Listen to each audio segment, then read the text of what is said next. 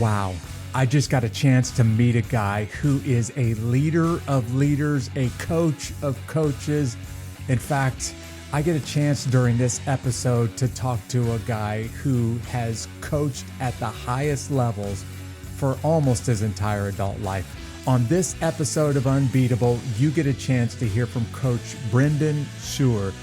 If you're not a basketball fan, you would not recognize a guy who has won back-to-back NBA championships, a guy who has coached dozens of players who are now in the Hall of Fame, a guy who's led the dream team and helped make basketball a global sport. And today he just gets real. He gets honest about some of the challenges of coaching at that level, some of the stresses that go along with it. But he also gives a very simple piece of advice, a piece of advice that I'm going to carry with me for the rest of this week. I hope you're going to be challenged as you listen to Coach Brendan Suhr on this episode of Unbeatable. These stories of triumph over adversity will help you handle your toughest days in life and become unbeatable. Coach Suhr, it is so good to have you on this episode of Unbeatable. Thanks for taking your time out to be with me today. Please, my pleasure, but please call me Brendan. I'm old enough, but please don't call me Coach or anything. You can call me Coach. I wanted to respect the huge amount of influence you've had in professional basketball. Thank you very much. I'm honored to be with you, and I have so much respect for what you did. So that we're able to sit here and do a podcast today. Yeah, thank you. I'm going to do my best to call you Brendan instead of referring to you as Coach. But if I slip up a time or two, you're familiar with that title. Coach is sufficient. As I told my players, you can call me Coach, you can call me B, you can call me Brendan, but please don't, no bad words. No, nothing bad. Okay, don't call you the other words that go along with that. Sometimes tossed around in the locker room, right? Yeah. When you're not there. Amen. Hey, for those of you who are driving right now and you're listening to this podcast, you don't get a chance to see the background behind him, but I'm looking right now at pictures of the Wheaties box. I'm looking at pictures of the Dream Team. I'm looking at the trophies that represent championships. Wow, you've got an incredible legacy in basketball. Let's go back to the beginning and talk about how you got introduced to this sport and why you started giving your life to it. You know, I think in life, what happens is, you're influenced by a teacher in school, a coach in life, someone that just had, if you're not lucky enough to have great parents, someone that was even more, and if you do have great parents, which I did, someone that was even more influential, because these people tell you the same thing your parents did, but you liked what they were saying to you more because they've given you playing time with it. They were saying, exactly. Right? So my high school coach, my sophomore year in high school, was a gentleman by the name of U.B. Brown, who lives in Atlanta. Right.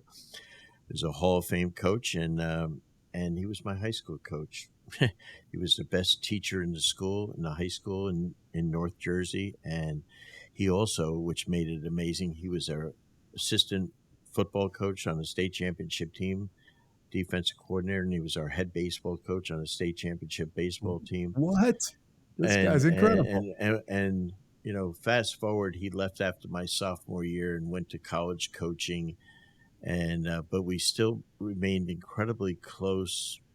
And he would, back then, coaches in college didn't make any money. And to supplement his income, he would do some clinics in the summer, and I was his demonstrator because I was still in high school and then playing in college. And then fast forward, after 6 years of college coaching, he had gone to Duke University as an assistant, then as an assistant to the Milwaukee Bucks. Then he became a head coach at the Kentucky Colonels in the ABA, coached Artis Gilmore and them, and won a championship, and then was named head coach of the Hawks, and after his second year at the Hawks, he brought me in as assistant coach with Mike Fratello. Back then, in the NBA, we only had 2 assistant coaches. Now there's like 20 guys behind the bench, and I sat there and I had no idea what the hell I was doing. I had never watched, there was pro basketball hardly, and I had been a college coach for 6 years, and he was he was the greatest teacher I was ever around. He taught the game. and he just made such an impact. And I remember you being from Georgia. My first practice with the Hawks is at the Cobb County Civic Center, right Oh next yeah, to okay. Dobbins Air Force Base, where I'm Yeah. sure you might have landed a few times. And all of a sudden, there's 2,500 people in a practice. Now they don't even let people in practices in the NBA, and 2,500 people because they were Central Division champs in the NBA. And I am so nervous. I have no idea what Really? the hell I'm doing. Yeah. And he walks up and I'm 27 years old, and he walks up to me and he says, "Hey," and he talked. I'm sure you've had some officers that you worked with that talk like that, and he would have this amazing cadence when he talked, and he'd say, "Hey, Uh-huh. don't don't try to be me. Be yourself. It's good enough." Wow. Yeah. And it was the best lesson I ever had because I couldn't be him. I was nowhere near him. Yeah. But but he validated that I could be okay just being who I am. And that's one of the biggest things I try to teach coaches now is don't try to be someone else. Be who you are. And he Yeah. was the one that inspired me. And I knew from the time that I played for him in high school that I wanted to be a coach. My mom was a teacher, and she said, "Oh, you want to go to college? We don't want to send you to college to be a coach. We want you to go get a real job." And Yeah. I Go get a remember her real saying, job, right? "A But real you're not job." going to get fired in one season. Yeah, and I just I wanted to be a high school coach like him. Yeah. And so I Yeah. remember after 35 years in the NBA, my mom was in her 90s and up in New Jersey, and I'm with her one day, and she says, I have to tell you, you've been a disappointment to your father and I." And I Oh said, no. "What?" I said, This has I got got to the be dream sad. team. I got 2 Yeah. championship rings. Right. I said, made a few bucks, why have I just, she said, "You never did what we sent you to college for. You never taught in high school." That's what she wanted. Yeah. She So, wanted herself to be a, yeah, yeah. she Okay. wanted me to be a high school teacher and a coach in high school. So that's the only thing I haven't achieved on my bucket list in Yeah. basketball. But other than All that, I'm right. okay. Maybe there's a school in Jersey that'll bring you in for a I'm couple of looking. games. I'm looking for Yeah. some place. Looking for some place. They'll say, By the way, Nick Saban and I are the yeah. same age. They'll say we're over the hill. No. Really? Yeah. Okay. By the way, I just tried to do my best Joyzy accent, but I don't have Oh, it in don't me, do that. because I I didn't don't come from either. I living in the South now for over half my life. I have now a blended accent. Yes. yeah. Right. So people readily recognize you like me and say, "Hey, you aren't from around here, are you, Brendan?" Yeah, no, they think I'm one of them actually. Yeah, so that's good. I'm Yeah. one of my wife, as my wife has said when we moved to Detroit, Michigan. She is born and raised Houston, Atlanta. She's a real Southern gal, and she used to tell the people in Detroit, "Where do you all live?" and they would point to their house, and she said, "We live over yonder." Yeah. and All so, right. yeah, Yeah. so yeah, so Spoken like a you and I true are over Southern belle. yonder. Yeah. Yeah. Oh yes, yes. Well, I teach leaders, and when I teach them, the statistics say the same thing year after year after year. The hands down, the number one most influential person in a leader's life is always going to be the parents. But it's fascinating. Usually, number two on that list is a teacher or a coach, and it's typically a teacher or a coach at the middle school or high school level. They're the ones that left the biggest impact on a person. So I can imagine the impact that was left on you, but I'm sitting there thinking about the amount of impact that you've left on some of the greatest players in the game over the years. When did you actually get introduced to the game of basketball? When did it become like, this is my thing? Well, it's funny. In elementary school, I was a track star. Then I'd play baseball, football, and didn't really pick up basketball till eighth grade, ninth grade. But it was like my third best sport. But then when I got introduced to Coach UB Brown, then all of a sudden I dropped it. I was a quarterback on the varsity team, on that state championship team. I was a lacrosse player. Dropped all that and said, I'm going to focus on one thing, which I don't recommend high school kids doing, by the way. I really wish they Yeah. would play several sports. But I did that.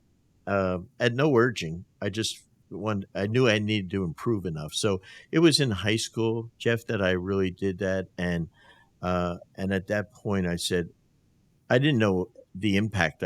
I just knew I wanted to do it. Sure. And that's all. I mean, I had no aspirations of being, I hate to say it, great or even accomplished. I just Yeah. wanted to do something I enjoyed. And so that was pure and simple it. When I was 18, 19 years old, a freshman in college, I would go to these coaching clinics where the best coaches in the country, college coaches, were teaching. And they said, "You're not a coach." And I said, "No, I'm a college student. I want to learn." And they looked at me like, "Huh?" You know, and I would go to these things to learn. And I was the only college student there. Obviously, these were all high school Yeah. and college coaches there. And I just had that insatiable desire to learn, which still to this day, I'm way better coach than I ever was, even when I was a championship coach, because I'm a lifelong learner. And that's Yeah. what I've tried to do with my business, Coaching You, which is a global business. I'm trying to do two things. I'm trying to coach people around the world to be better at what they do, because if they're better coaches, the players will become better. If you have poor Yeah. coaching, you have poor players. Right. Hey, Brendan, you've had a chance to coach some pretty incredible teams. And I want to pause you for just a second because one of our sponsors is Go Ministries. And Go Ministries is helping people become part of the most powerful team ever to walk the planet. It is the team of God's people that are going out and changing the world. And Go Ministries has a plan to help people become part of that team. So I want you to just listen to this brief information about Go Ministries and the teams that they're building, the teams of disciples that they're building. Hi, my name is Will Parton. I'm the president of Go Ministries. Go Ministries empowers local leaders to make disciples. Over the past 30 years, I've seen our ministry go from one family, one church, and one school to over 300 local leaders making disciples in 150 different communities through church planting, sports, and medical. And we're getting ready to expand into other countries. The way that we define a disciple-making culture is when mentorship, mission, and multiplication are present. When there's that one-on-one mentorship between two people that are sharing the gospel, we believe that discipleship is taking place. And then when a group of people are gathering together and they're on mission together, serving their community that surrounds them, that's another part of discipleship. And then lastly, you can't be a disciple or disciple maker if multiplication isn't the final goal. So would you please join us in our disciple-making movement and our disciple-making culture by going to gomen.org. And it's the same in the military, because General Mark Hartling is a dear friend. And, if you don't have good leadership, you're not going to have good soldiers, Yeah. And so now that's my whole thing in life, is how can I help people get better? Pure and Yeah. simple. And that's my mission in life. I'm lucky to be able to do something that I love now. And so Right. my whole thing is about leadership right now Yeah. also. Well, anybody who's watching this episode on YouTube can see the books behind you, and it won't take long to figure out this guy obviously must really be a lifelong learner. And I've heard for many years that a leader continues to be a learner. And when you stop being a learner, you're really choosing to stop being a leader. I'm fascinated by your story because a lot of people find a sport, they fall in love with the sport, they keep playing the sport for the rest of their life, and then they kind of, forgive my language, they age out of playing the game and start to coach the game because they have to, not really because they want to. But it sounds like in your case, you wanted to start coaching while you were still playing, even while you were in college. You were interested in coaching, which is very rare. Yeah, I actually signed a scholarship to go play at a school that was a liberal arts school, and I signed it because I'd like to coach and I knew I'd play. And then all of a sudden, I looked at their curriculum and I said, they don't have teacher education. And all of a sudden, in August of my summer before my freshman year, I switched and picked a school near my house because they had physical education, Yeah. and which I felt very comfortable teaching as opposed to math or history or English. All right. Yeah. And that was my pure and simple reason. And I wanted to do that so I could coach and teach in high school. And that was my plan. I played 4 years of college basketball on really good teams. And all of a sudden, I'm going to then go immediately after college and do a master's graduate assistantship program and to, further my degree, but, possibly even go to college coaching because I really like that possibility. And all of a sudden I get this call on April 1. I'm student teaching in my hometown, and it's Dick Vitale, famous Wow. ESPN, Yeah. who was a high school coach at a team we used to play against. I used to work at his camps in the summer. And he said, I just became the head coach at the University of Detroit. And he said, I need to hire 2 assistants. Are you interested? I have not graduated from college. I got 2 months till I graduate. Wow. You're And I still said, a college student. sure I Offered. am. Yeah. And literally that day, I became the assistant coach at the University of Detroit. Had no coaching experience. Had never been to Coaching Detroit, players Michigan. that are basically the same age as you. Or older. Wow. And it was fantastic experience. And he's an incredible human being, for what he's done for cancer research, but just the most enthusiastic guy of all time. And so that was really neat to work with him. I stayed with him for a year, and then I came back east and took a higher assistance job at Fairfield University to be closer to home, but in Connecticut. But more importantly, an opportunity to even coach a better team. And I did that for 5 years before I went to the NBA. But, right then and there, I knew that that's where all of a sudden, but I still had no idea of where it would ever lead me. I was very, and this is, I think, good for people that are your listeners, Jeff, is that after my 5th year at Fairfield University, I'm 26, 27 years old. And like the youth today, very impatient because I know I'm pretty good and I should be a head college coach by now. Yeah. And so I applied for this small Division II job, and I went in there and it was going to be the athletic director and the head basketball coach. And it was a Catholic college. And the president of the university said, we're not going to hire you. You're overqualified. Said, what? 26-year-old overqualified coach. She said, you're too good. You'll leave us in a year. I said, no, I promise you I won't. She said, that's why we have confessions, sir. You'll say you're sorry later on. Right, that's right. So they didn't give me the job. And you talk about depressed. Nowadays I would call my friend Brian Davidson and say, Brian, I got some problems. They said I'm overqualified, and I just wanted this job. And I like all these things about should I get out of coaching I applied. I had just gotten my master's degree, and I was applying to go to graduate school to get my doctorate. And saying, you know what, I'm just going to go be a superintendent of schools. Like I had never even been a teacher in a school. Yeah. But I have to go.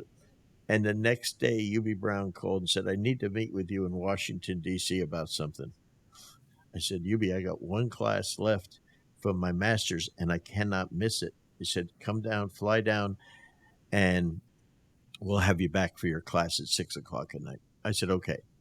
I go down there, and he sits there, and he says, our assistant coach left to become the general manager of the Utah Jazz, Frank Layden. And I'm offering you the job as the assistant coach. And I remember we were in this hotel room, and Mike Fratello, who's a dear friend, is the other assistant coach for the Hawks. And I almost fall off the bed I'm sitting on. And I was, sure. You want me to be an assistant coach in the NBA? And he says, yeah. And he says, and he starts telling me the salary and everything. And I think I'm making like $11,000 as a college coach after 6 years. And he's saying, I'll give you $35,000, $37,500, and $40,000. I'll give you a car. And is that enough? And I go, he could have told me I was doing it for free or I had to pay him. I was going to say yes. Right. And I said, yes, that's fine, sir. Yeah. And that's how it started. Wow. I'm so I went from depression to excellent. Yeah, and what a massive jump. I'm listening to your story and I'm thinking, there's a moment in my military career that I'll never forget. And I can't help but wonder what this was like for you. So, for years, I was kind of the doer in special operations. But then I got to enough rank. I didn't really want it. I wasn't looking forward to it, but I kind of got moved, even against my will, into a leader of the doers in special operations. And leading the team was it was more of a challenge than I thought it was going to be personally. And I'm leading now some of those guys that I was working directly with as a peer. And I'm thinking about you as a player going straight into coaching while you're still at the college level, wondering what was this challenge like for you to coach now guys that Yeah. really are your age or older, and in many cases are not looking at you like a coach. You got to earn that, right? So Well, how did that work for you? How did that go for you? I'm thinking about the special ops guys that you're with, and I read all their stories, listen to every podcast I can. I admire them so much. Yeah, The thing me I've too. learned about great students, great performers, is that they're so demanding of you, the Mhm. leader. And if you don't know what the hell you're doing, and if you can't lead them, they don't need you. That's right. And, They'll keep right on going and leave you in the dust. and Yep. so I challenge like high school teachers that have advanced placement students. I said, those kids are smarter than you. They demand excellence from you. Yeah. And and just because you're a good performer doesn't mean you're going to be a good leader, as you well know. And I think it's the greatest challenge in the world to coach greatness. Yeah. I mean, I think I have 27 players that have made the Basketball Hall of Fame that I've coached, Wow. Holy and cow. I had nothing to do with them making it there. I mean, but man, if I didn't know what I was doing, at least they would just they don't need me, Yeah. and the players in the NBA, they need you. If they don't think you can help them get more playing time or make more money, Uh-huh. Right. they don't need you.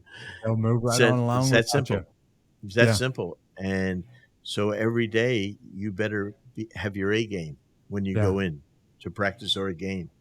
And I remember, the best players or the best performers in any business, whether it's military or sports, are the most demanding on you. Yeah.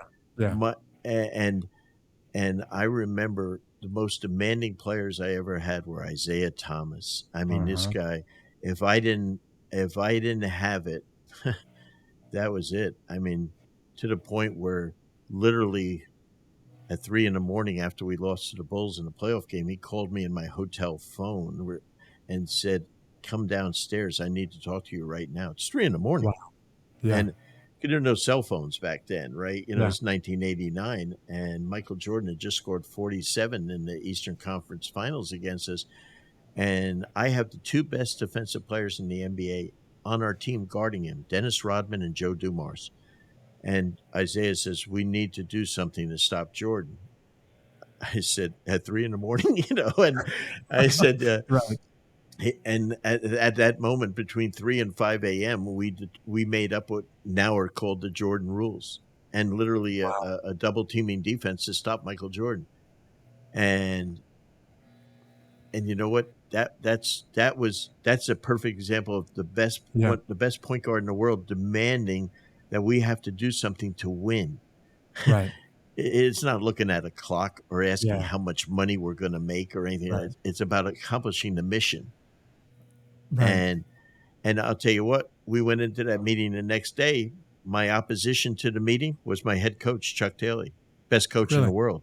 Yeah. He says, that's not going to work. You can't stop Jordan. And then Dumars and Rodman, they are so pissed off at us. Uh-huh. You're telling us we can't stop. We're first team all defense. I'm Yeah. defensive player of the year, and you're telling me we beat them 30 something times before this. Now all of a sudden I'm not good enough. Now you have internal stuff between Yeah. and so I'm like Mr. Positive. I'm saying guys, let's give it a try, Yeah. And Chuck Daly, this is why he was such a great leader. And I didn't understand it at the time. He goes, I'm like 37 years old, and and I'm like the young hip assistant in the Uh-huh. NBA. And he says, there's no way, it's not going to work. We're not doing it. And Isaiah and Bill Lambier say, hey, give it a try. It's on us. And Chuck said, no way it's going to work. And then he walks Yeah. out of the room. And basically, those guys at that point were so accountable to making sure it worked. They were so Yeah. committed. We won the next 3 games and beat the Bulls. Wow. Yeah. And the guy never comes close. He scored 17 points, was the most he scored in 3 games after 47 Yeah. points. But they were committed. If it was the coach's idea, there's no way Right. we would have won 1 game. Yeah. And there's no question that in the greatest teams on the planet, greatness begets greatness. You have a great player, they're going to bring greatness out of a coach. You have a great coach, and they're going to bring the greatness. They can't put greatness there, but if there's greatness there, they're going to bring it out of them, right?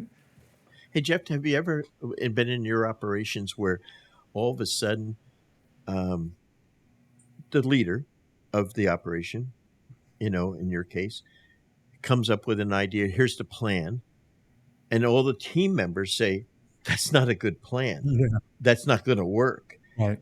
And the old style of leadership was, hey, shut up, do it my Right. way. Yeah. And when I get to Chuck Daly, all of a sudden we go and we're preparing for games. I was so used to just telling our players with the Atlanta Hawks, hey, guys, this is the way we're going to defend this team. And when we get to the point when I'm there and I say, okay, here's what we're going to do, Chuck stops me and says to the players on the team, how do you guys want to defend this? Oh, really? First person I ever saw do that. And all of a sudden it's whatever they said. And it didn't matter if we knew it was absolutely wrong. We were going to let their opinion count and let them buy into it. Right. And, and he said, Brendan, if it's not any good, we can change it during the game. It's not like we're going to go down, for 48 minutes like this.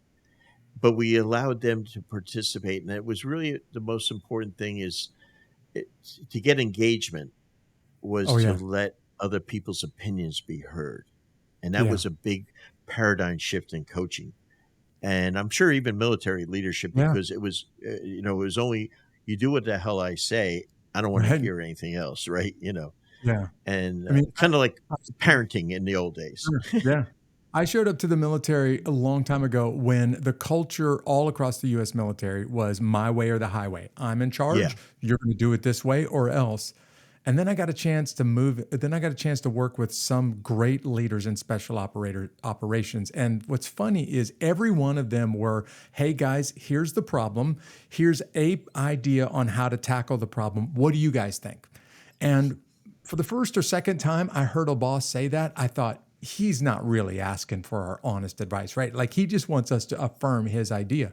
And then 1 or 2 of them doubled down. They're like, no, I'm serious. I want to know your thoughts. You've done this a time or 2. Give me your thoughts. And what's fascinating is sometimes those leaders would take the plan of somebody else, put it in place, execute that plan, and execute it to perfection.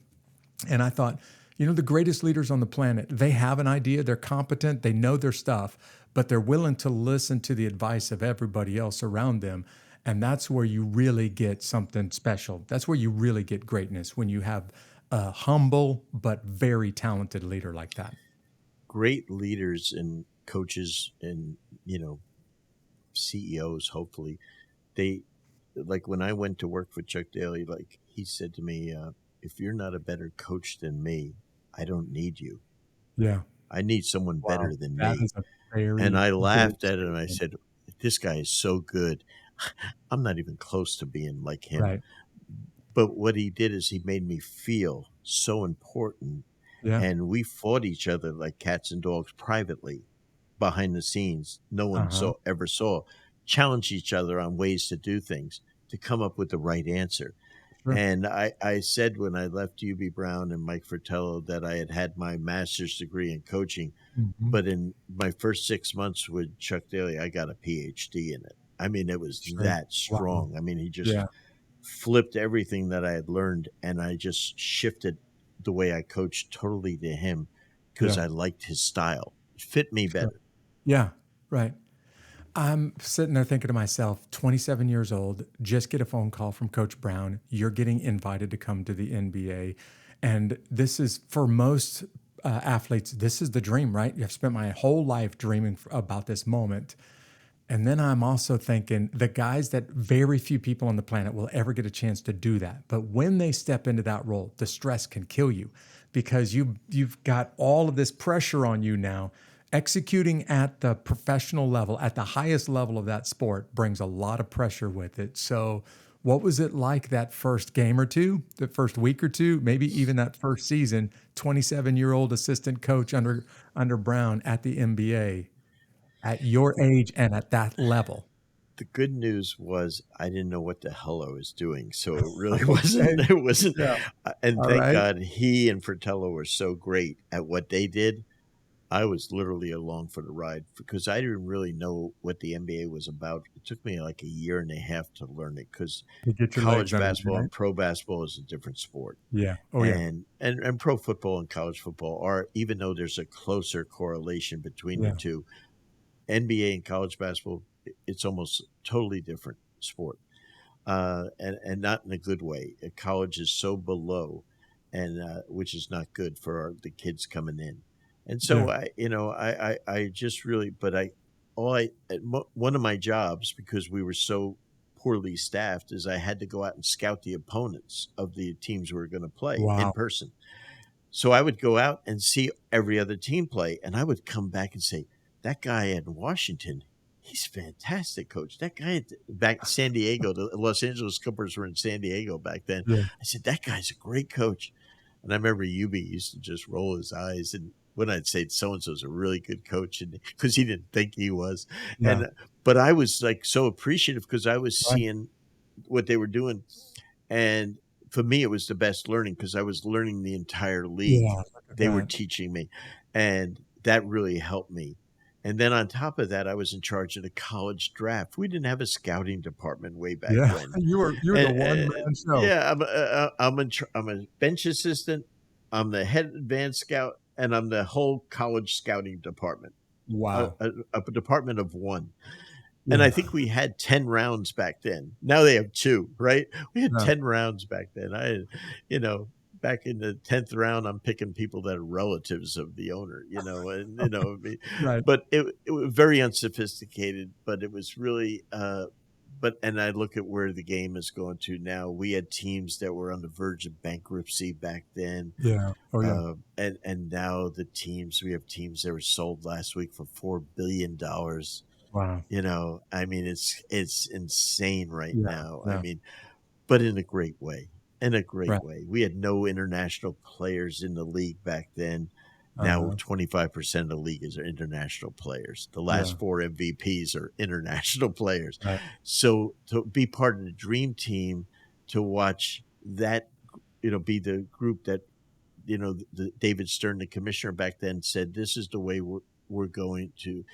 Ironically, David Stern was the only member of FIBA, the International Basketball Governing Body, that voted against allowing professionals to play in Really? the Olympics. Everyone else, all the other countries wanted Yeah. the NBA players to make the game grow. He Right. thought it was unfair. and that was the way the game grew. We Yeah. played, I watched the Bulls play Detroit, my alma mater, Detroit Pistons, yesterday in Paris. Yeah. And back then when we played in Barcelona in the Olympics, 2.5 billion people watched, Yeah. us play, at Wow. 10 o'clock at night, Europe Yeah. time. Yeah. Yeah. And it's what made the game grow, Yeah. So I just, the people that have that vision, I love as Right. leaders, and so, but to be part of that, yeah, I was intimidated, but I was almost too dumb to be intimidated of the Uh-huh. players, frankly. Well, even though you were a one-man show, you did, man, what a privilege. Not only do you get a chance to really master one system while you're under Coach Brown, but you get a chance to see many other systems and you get a chance to see the game from a lot of different angles. which no wonder you became such a successful coach. For the listeners who don't recognize your coaching career, you spent more than 3 decades coaching in the NBA. You've got 45 years of collegiate or NBA coaching and leading at the highest levels. And I'm just going to list off some names here because I don't even watch the sport of basketball, but I know every one of these names. You coach players like Isaiah Thomas and Michael Jordan and Dominique Wilkins. You coach Magic Johnson, Larry Bird, Charles Barkley, Karl Malone, Dennis Rodman, even Ben Simmons. Wow, that's an incredible lineup. And when you got really, really talented guys like that, I'm thinking you had to manage some personalities. So, Coach, how did you deal with the egos that walk into the room with some of those players? Because I know some of the greatest warriors on the planet, and some Yeah. of them walk in with an ego, and people are like, "Oh, here we Oh go yeah. again." So, Yep. how did Oh you yeah. how did you manage through that? Well, I think through humility, just the opposite of what many people perceive the coaches, my way to highway, as we talked about, Yeah. Jeff. Uh, Chuck and I led through humility. I remember when we took the job, we left the Pistons and we took the job in New Jersey. I think it was, or the Orlando Magic, one or the two. And I think when we were going to New Jersey, he was going to coach in the Olympic team, in the first time we ever let professionals coach in Barcelona. And so we had won back-to-back world championships. And so he was considered the greatest coach in the NBA at the time. And we're in New York at the media press conference, and Hmm. hundreds of journalists there. And they said, Chuck, what makes you a great coach? It's a good question. Yeah. Tell us right now. Right. This is the New York media, New York Times. Tell us what makes you a great coach. And he said, I'm a good coach when I have great players. And that's really, I think, in other Yeah. words, I'm competent if I have really, really great players. It'll Right. make me look okay, Yeah. but I'm not great.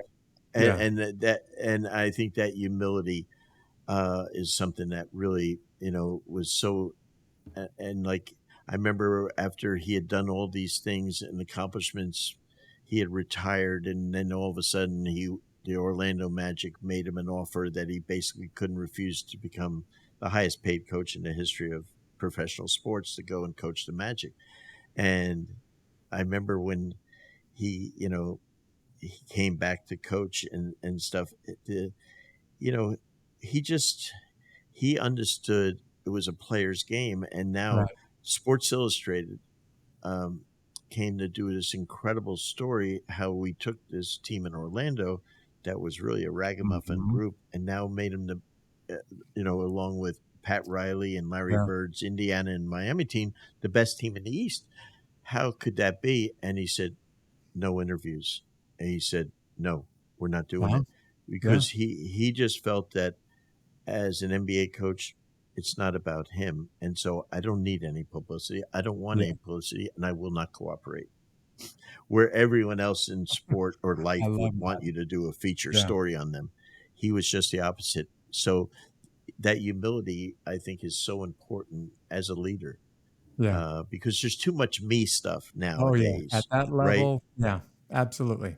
And so I want to take that me, right? We say it, Jeff, and we Right. flip Right. it upside and say we, and I think show me a great military leader that has horrible soldiers, and you ain't finding them. Right.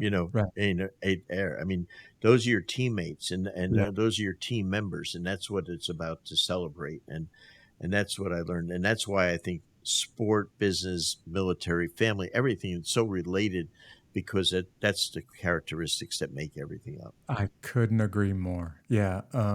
I was thinking when you're that good, when you make it to that level and you're kind of the top 10% at the professional level, you're that good. You know you're that good. And everybody's been telling you for a long time you're that good, which means your ego, if you're not careful, can get bigger than life. So a little bit of humility, man, that is so rare, but it's so powerful and it can go a long way at that level because you're just surrounded by the greatest on the planet. So humility at Je- that level is really rare. Jeff, don't you find though that it has to be authentic? Yeah. You can't say, well, you know what? I read Jeff's book and he said, I got to have humility. Okay, I'm going to act like I have humility. Yeah. That doesn't fly. It's got False to be humility real. is not really Yeah. humility. And Yeah. eventually It's got people figure that out. yeah. So, I mean, I remember when we took the job with the Orlando Magic, they had a wonderful player there, Horace Grant, who played with Michael Jordan with the Bulls, but he went and signed as a free agent with the Magic. And the year before we got there, he was unhappy in the situation and he missed 40 plus games with what they called the blue flu. Really? He wasn't sick.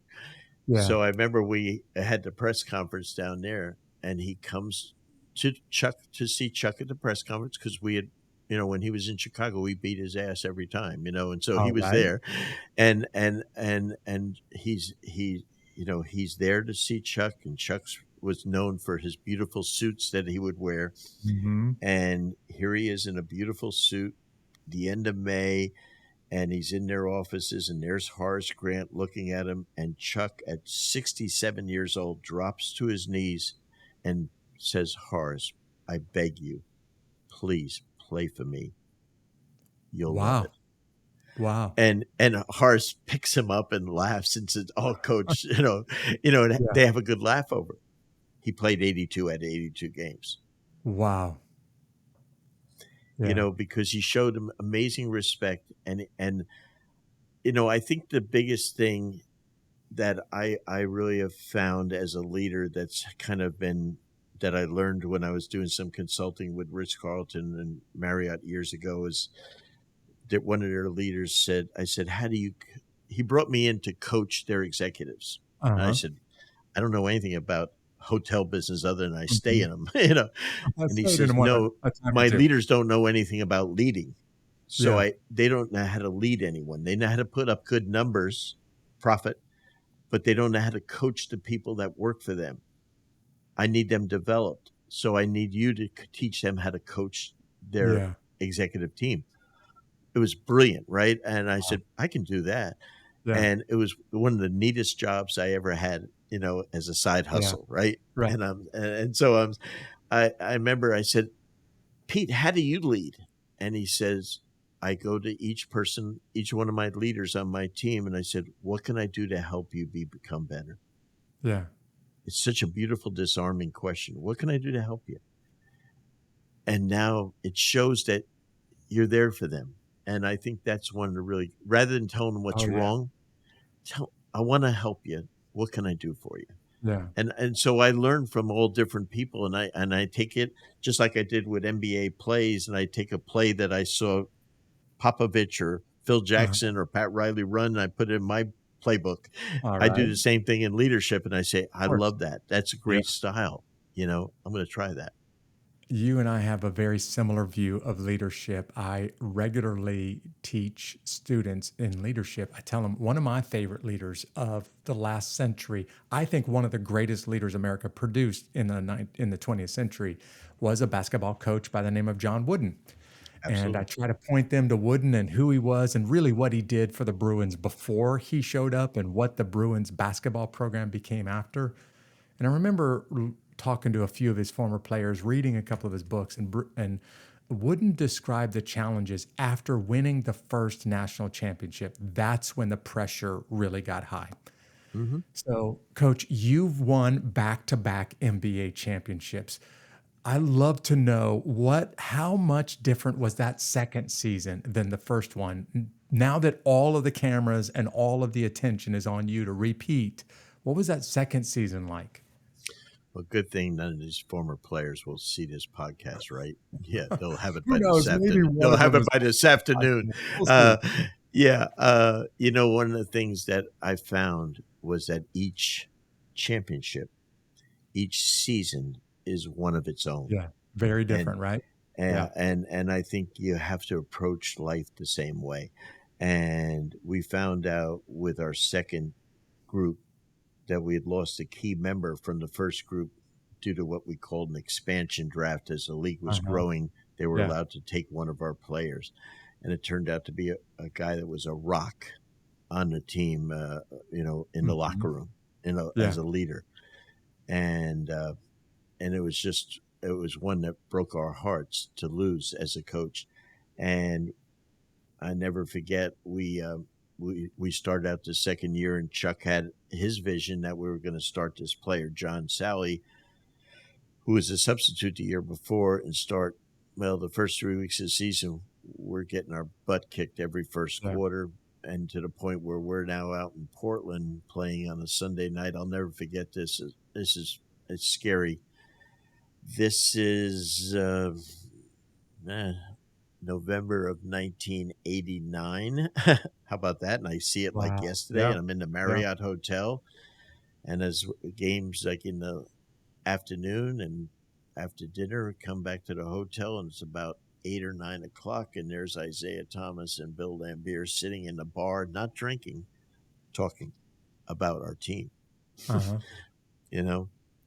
I don't think you would find that nowadays, by the way.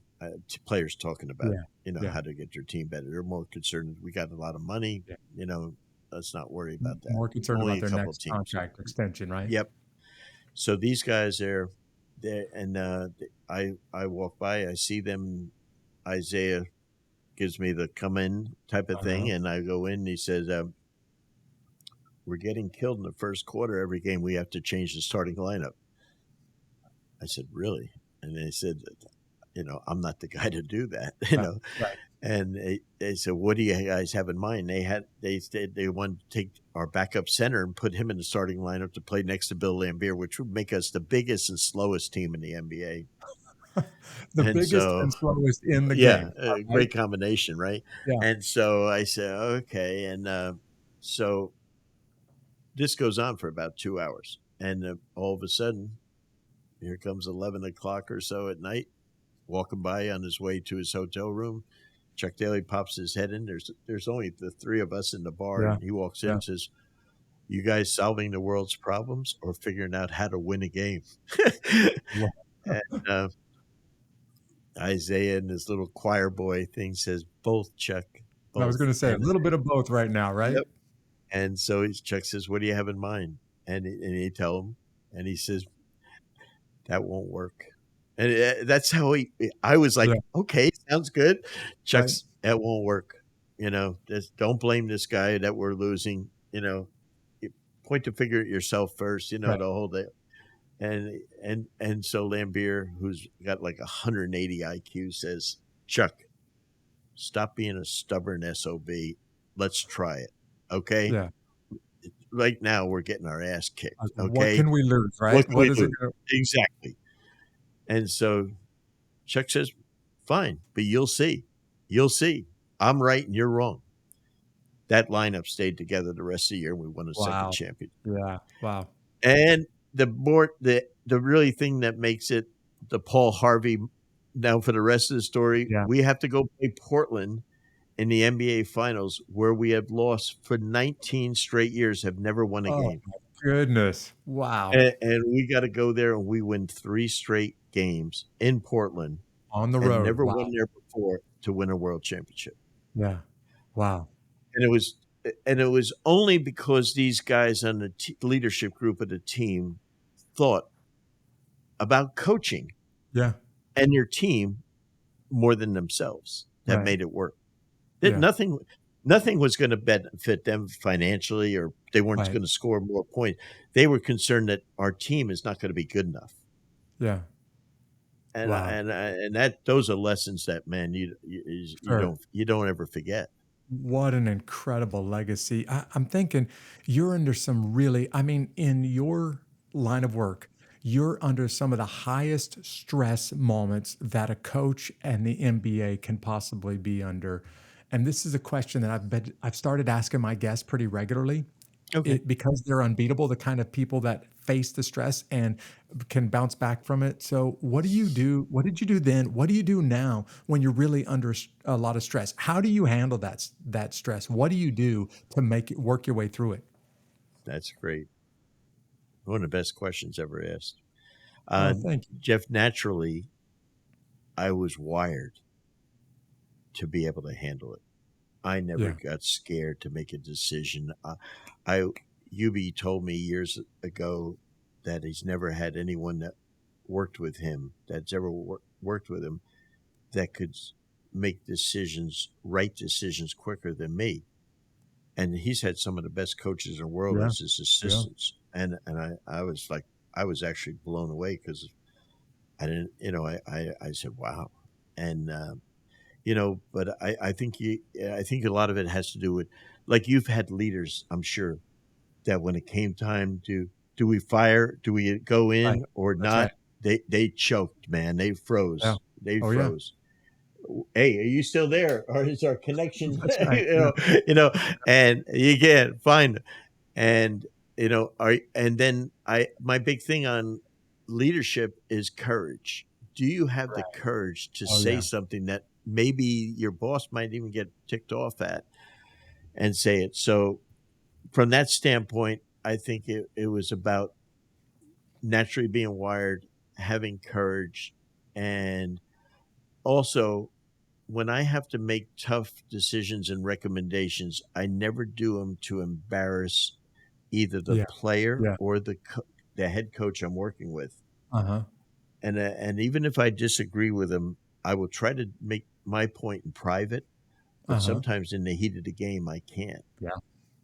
And so literally, we're playing in Portland in game 5, and we're down, and all of a sudden now the score is tied with 17 seconds to go. We have a timeout, and Chuck says, we're going to run this play. Well, that play he called is a very quick hitting play. We would get a shot in 2 or 3 seconds. Well, the problem is Portland would now have the last shot to win the game. Yeah. And Isaiah looks at me, and he has laser vision right on me sitting next to Chuck and says, Step open up your right freaking now mouth. and do something. Open your Yeah. mouth, man. Yeah. And I just tapped Chuck on his knee, and he looks at me, and I said, why don't we run this play and get it in bounds and hold the ball for the last shot running this? And he goes, hey, let's change. And I'm doing this in front of the whole group. Wow. But I'm Yeah. doing it. But they knew that I was never second guessing him. I was just an out loud suggestion. And we scored with 0.7 of a second to go to win the world championship. And I said to Isaiah, what would you have done if I didn't say anything? He said, I would have fired you right on the spot. Wow. As a player. He said, Yeah. I don't need you anymore if you don't Yeah, if you that's don't right. if you don't have the nuts to step up, And I think, but from outside that, I would back when I was coaching, I would run every day for an hour, Really? and in the afternoon, and it really was good because it allowed me to go out and just think before the game. Right. And I did it about 3 or 4 hours before the game, mid-afternoon. And then later on, now I'm into walking. And I remember when I was running the New York Knicks with Isaiah, and we were still living in Windermere, Florida, and I would be home and in the off season, and I'd be walking in the neighborhood, and I would have my cell phone, and I'd be talking on my cell phone, listening to a podcast, or my favorite thing that John Gordon, the author, taught me to do is practice your speeches as you're walking. Really? So, yeah, it's a really cool thing. So All you're right. taking a 45-minute walk, and you're practicing, literally giving a keynote Yeah. Uh-huh. to yourself. Great idea.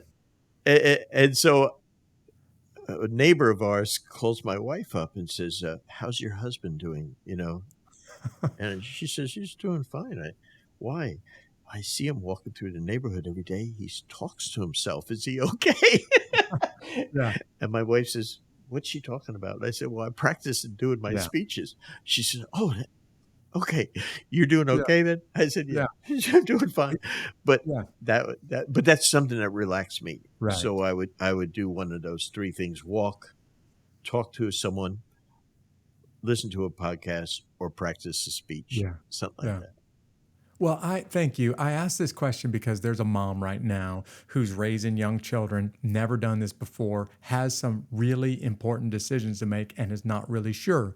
There's some guys or gals that are listening to this. They're in leadership, in business, or in sports, and they have a lot of pressure, a lot of Hmm. stress because of some of the decisions. And like you just said, Coach, I've been around guys that buckle because of the stress of making decisions. We called it analysis paralysis, and Hmm. they got so overwhelmed by the details that they just couldn't make a decision.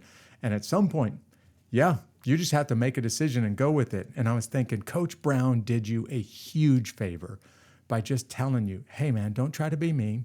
Just be you, be yourself, coach to the best of your abilities. And when you make a decision, and this is my words, maybe not Coach Brown's, stick with it. Just make a decision and go with it. For that mom that's listening right now, for that leader who has a lot of pressure on them, be yourself, make a decision, and then go with it. Um, Can I add one thing about sure. decision Yeah. making? I find that everyone that has to make decisions, they want to be right 100% of the Yeah. time. Of They course. want to be right at 95% of the time. That's our mindset. And if you're not, then you're a failure. And I remember when I was with Chuck Daly, he said, Brendan, you have to understand about decision making. It's a 50-50 business. You're only going to be Sounds right about right. half the time. Yeah. I said, Chuck, are you crazy? He said, absolutely not. He said, half the time you're going to be right, half the time you're going to be wrong. He said, but make it with the knowledge you have about Yeah. something and what your gut says, Right. and don't ever look backwards. Yeah. That is good advice. Yeah. And you know what? And I at the time, being a young smartass, I said, that's not right.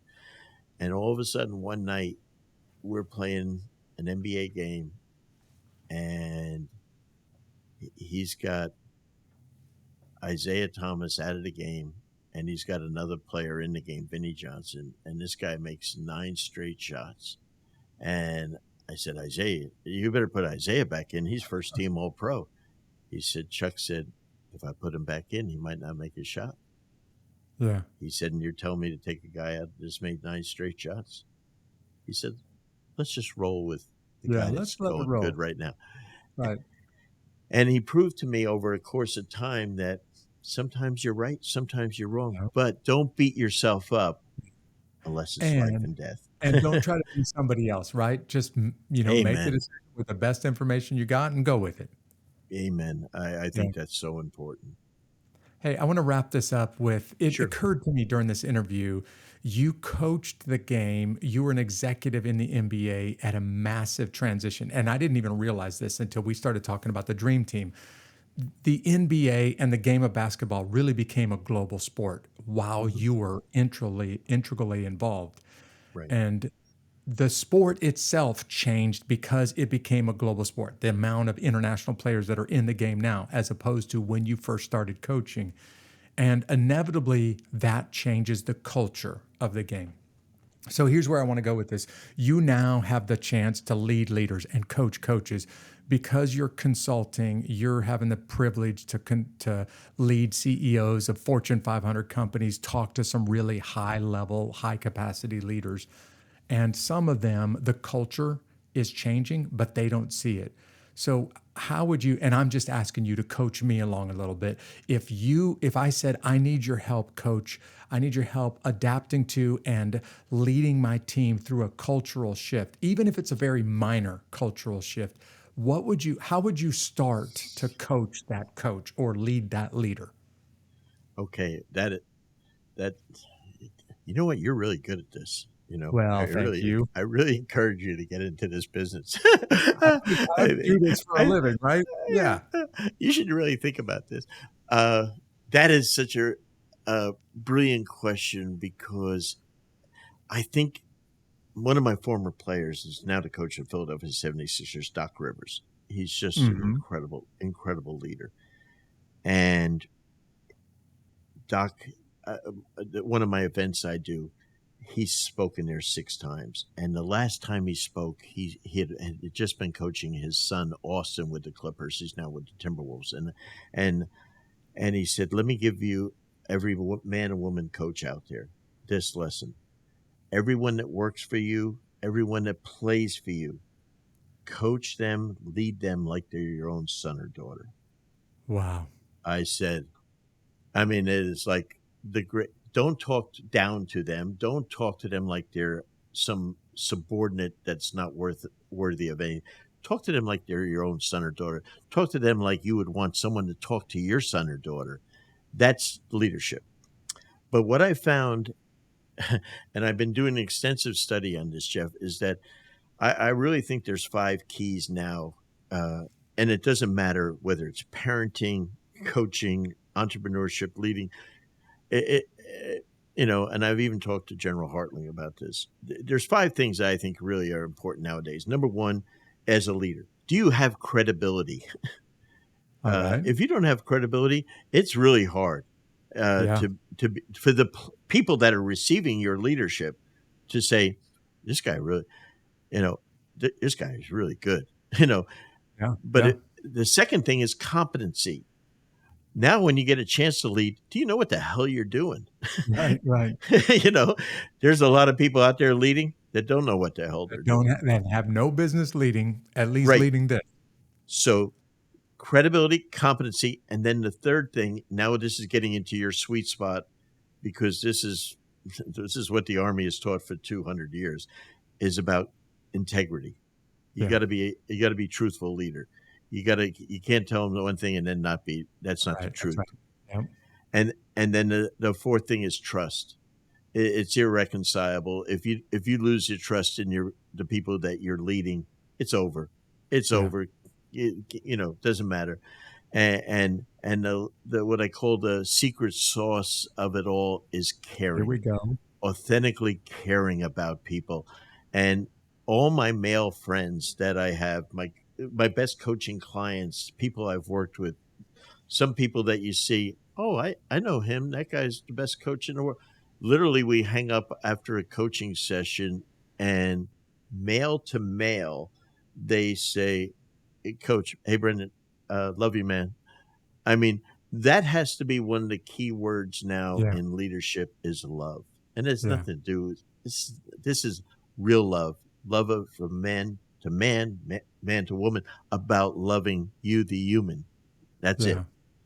And I think that's the most powerful stuff that I've come across. It's not X's and O's. that's freaking, it's immaterial, frankly, to Yeah. me. This is Wow. really the coaching. I Yeah. hope the listeners are understanding what you're hearing right now. What you just described, it doesn't matter the industry. You can be leading in your family. You can be leading at the highest levels in sports or in business. And this works every time. And you get one of these wrong and it's going to be bad. But Brendan, here's an analogy you're welcome to use, because I was in the room. One of the highest level military leaders on the planet from the U.S. military was having kind of a leader discussion with the high level military leaders in the room and asking them, what does it really take to convince your subordinates to win the next battle, even if it means at the cost of their life? And it was funny because some of the guys and gals in the room were tossing out ideas, and it was obvious he wasn't hearing what he expected from the guys in the room. So way back in the corner of the room, I kind of lifted my hand up, and I know this guy since the time that he was relatively new to the military. And I said, what it takes in order to pull this one off is love. You got to genuinely love, and they have to know you genuinely love the people that you're leading. And it was funny. He said, that's exactly what I was waiting for. If you don't love them, if they don't know you love them, you will never get out of them what they're capable of giving, because they know you don't love them. And love is not a word that gets tossed around in the military very often, but my buddies who served with me, we end conversations the exact same way. Before I wrap up a phone call, they say, hey, I love you, man. Or I say, I love you too, buddy. Yep. And we mean it by that word. Amen. Yeah. You're my kind of guy. Well, Absolutely. not me, but I'm talking about a buddy of mine. No. I'll just name his name. General Stanley McChrystal made this statement, Oh. and he was absolutely right. McChrystal said, you lead with love, or else you'll just never get the best out of your people. I never met him, but he's one of my heroes. Yeah. Stan Yeah, I McChrystal, love the him. guy who made Love that him. statement. Love Yeah. the guy to death. I have one of my clients. Last night he was down 26 points in the first half, lost the game by 3 points. He calls me this morning from the Wow. West Coast at 6 a.m. and he's telling me what he's going to do in his meeting today with his players and stuff like that. And I said, and he's basically doing everything that you and I have talked about not doing. And so I said, are you ready to be coached? And he said, yes, of course. That's why I called you. I said, first go in and tell them how much you love them and how proud you are of them. And I'm here that we can do better and win. Every game's a learning experience. Yeah. He said, I'm glad I called. Because our tendency is to always blame someone else when it doesn't work, right? Yeah. And I just think, the persons, many of the people that I'm sure you and I coach, they're more accomplished. They're making. I have clients that are making over $20 million a year, right? Wow. And the first question I ask them is, "Are you coachable?" And every person I've ever asked has said yes. I said, "May I be truthful with you during our conversations?" He said, "Of course." And then anytime they try to push back, I said, "Wait a minute. You told me you're coachable. You told me you wanted me to be truthful with you, so you can't argue.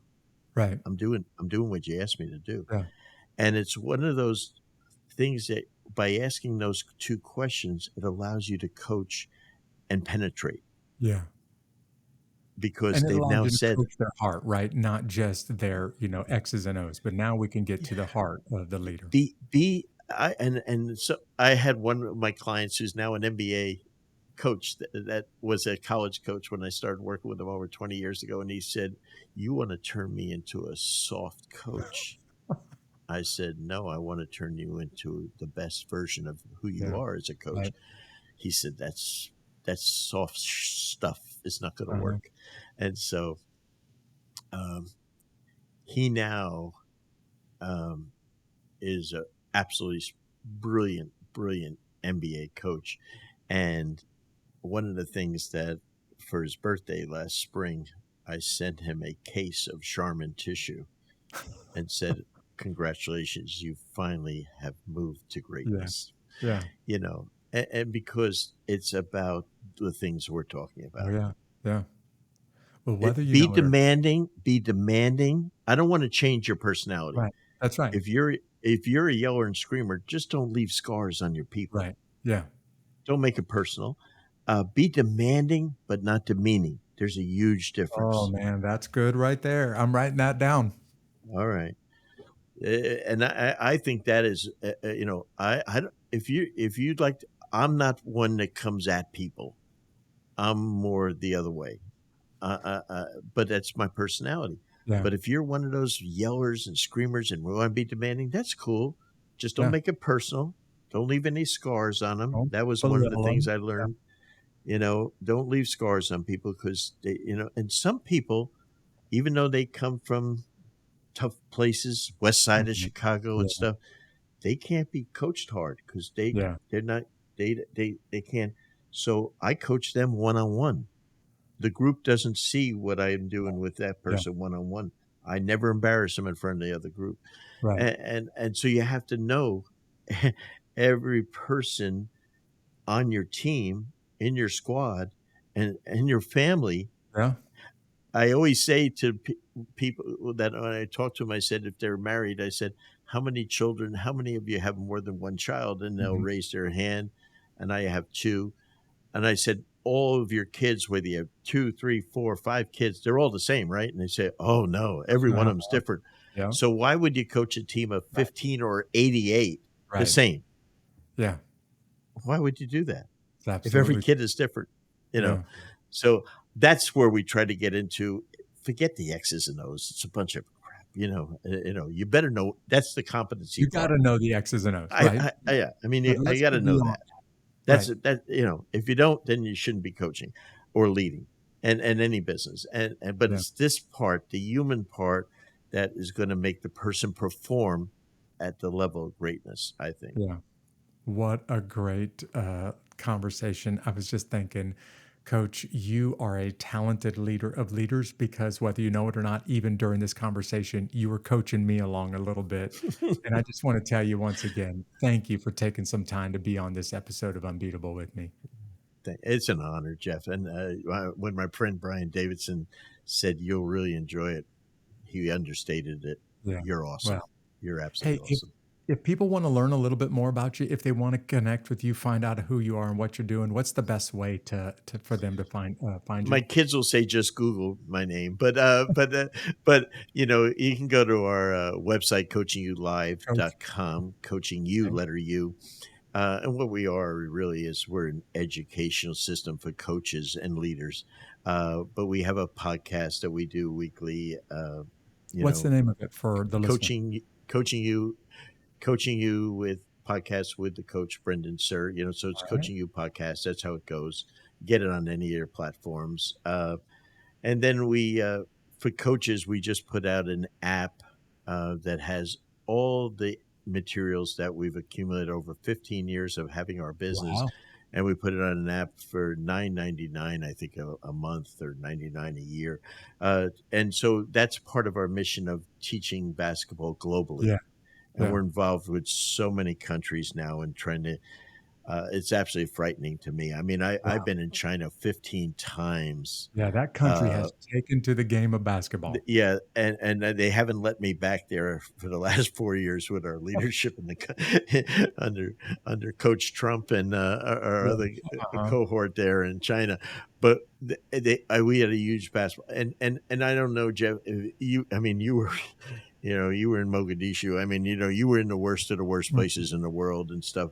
I've been to great places. I was in Russia prior when it was communist, because my owner, Ted Turner with the Hawks, put CNN right in the middle of Red Square. I mean, right where the Kremlin was. I mean, there was CNN Tower.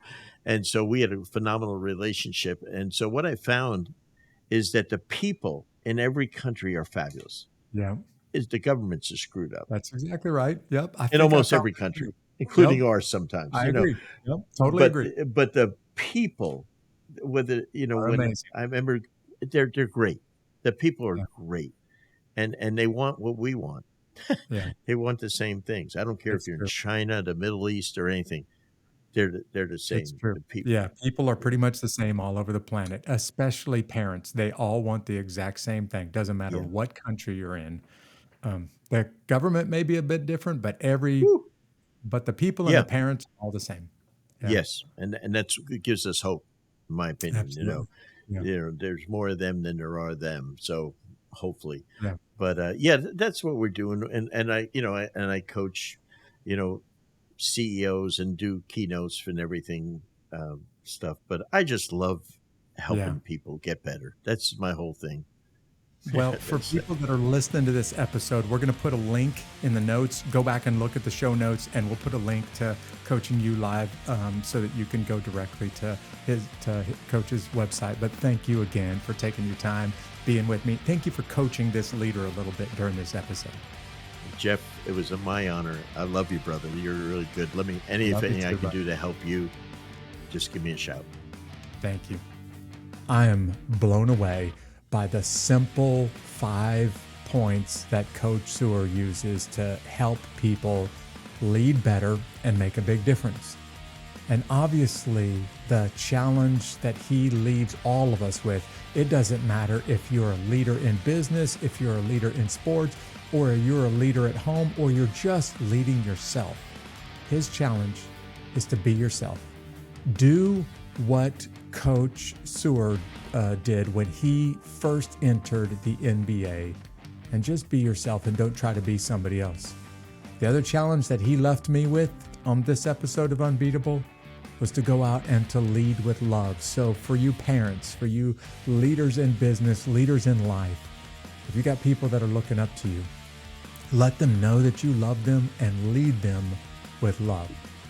Hey, thank you for joining me. I hope you were encouraged. I hope you heard a couple of things today that really inspired you on this episode. And if you found this podcast for the first time and you really like what you heard, why don't you go ahead and subscribe on your favorite podcast platform? If you are a subscriber, are you following us on social media? Because we put content out all week long. The best way to find us is just go to @Unbeatable Podcast on all your favorite social media platforms. You'll find us right there. But I also want you to know that I try to coach people, especially people that are really struggling, really going through some hardships. That's why we call this podcast Unbeatable. And I got a free guide that I'll give you. It's totally free, no strings attached. It is what I refer to as the Unbeatable Army Survival Guide. It's my way of just coaching you with thoughts and quotes and ideas when life gets hard. You want that survival guide? I'll give it to you totally free. All you got to do to get it is just simply go to unbeatablearmy.com and put your information in there. Hey, thanks for joining me for this episode, and I'll see you right back here next time. God bless.